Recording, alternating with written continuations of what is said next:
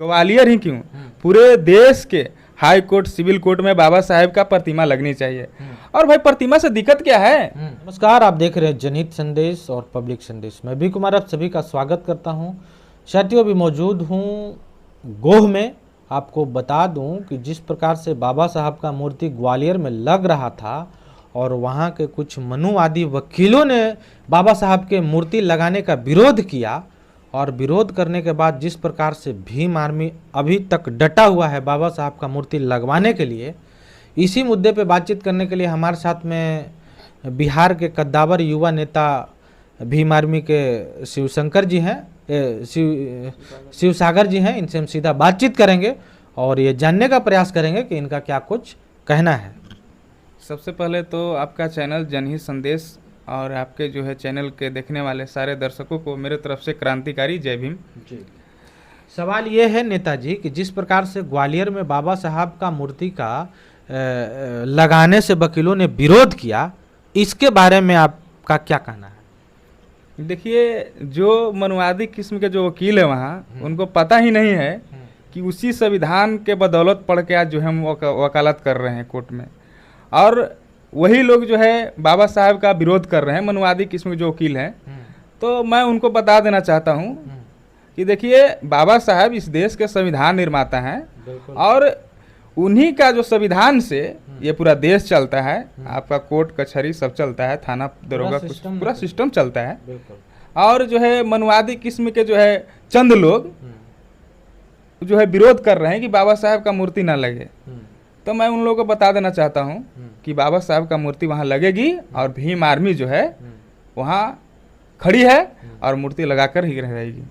बाबा साहब से मनुवादियों को दिक्कत क्या है शिव सागर जी। देखिए, दिक्कत ये है कि बाबा साहब दलित समाज से आते थे और जो है अपने शिक्षा के दम पे, अपने जो है एजुकेशन के दम पे जो है इस देश के संविधान निर्माता बने।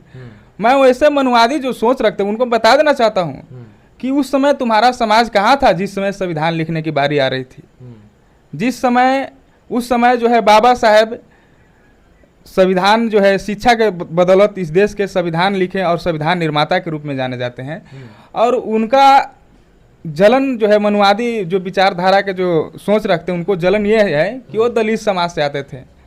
इसी की जो है इसे सोच रख करके जो है कहीं कहीं मूर्तियाँ बाबा साहब की तोड़ी जा रही। जैसे अभी गोवा में कुछ दिन पहले बाबा साहब की मूर्ति को क्षतिग्रस्त कर दिया गया था, तो उस पर कार्रवाई हो रही है, प्रशासन के द्वारा कार्रवाई चल रही है। मैं वैसे मनुवादी विचारधारा जो सोच रखते हैं, मैं उन लोगों को बता देना चाहता हूँ कि ये जो है बाबा साहब के संविधान का देश है, ये मनुष्य समृद्धि वाला देश नहीं है। ये हमारे बाप का दिया हुआ संविधान का देश है। और जो है चंद जो है 15% जो है इस देश के जो है मनुवादी किस्म के जो लोग हैं और वो चाहते हैं कि जो है इस बाबा साहब का जो है मूर्ति ना लगे कोर्ट के आगे। तो ये हम लोग जो है भीम आर्मी कतई बर्दाश्त नहीं करेंगे। वहाँ मूर्ति जो है हम लोग लगा के रहेंगे। आप देख रहे हैं कि भीम आर्मी वहाँ जो है खड़ी है, आंदोलन जारी है और मूर्ति लगेगी। इसके लिए चाहे जो भी करना पड़े। ग्वालियर ही क्यों, पूरे देश के हाई कोर्ट सिविल कोर्ट में बाबा साहब का प्रतिमा लगनी चाहिए।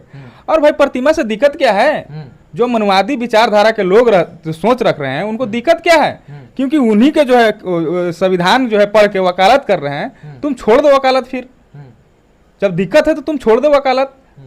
इस बाबा साहब का संविधान का देश है और जो बाबा साहब का प्रतिमा लगेगी और हर जगह हर कोर्ट में लगेगी।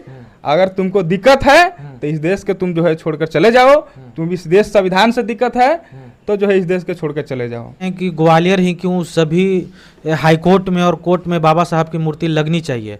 यहाँ तो ग्वालियर में ही नहीं लगने दिया जा रहा है शिवसागर जी, तो फिर सभी कोर्ट में कैसे लगेगा बाबा साहब का मूर्ति। सोचिए, 15% जो लोग हैं वो बाबा साहब का विरोध करते हैं, जबकि बाबा साहब का संविधान पढ़ करके और आज कोर्ट में वकालत कर रहे हैं।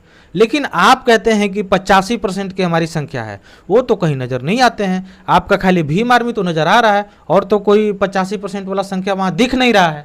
देखिए, 85% के जो लोग हैं अभी सो रहे हैं, ठीक है ना। और जिस दिन जग गए ना उखाड़ के फेंक देंगे। अच्छा, हम तो बता रहे हैं कि हमारा जो 85% जो हमारी जो जातियाँ हैं, जातियों में बटा हुआ है। और जिस दिन जाग गए उस दिन सीएम भी हमारा होगा, पीएम भी हमारा होगा, और इस देश में बहुजनों का राज आएगा।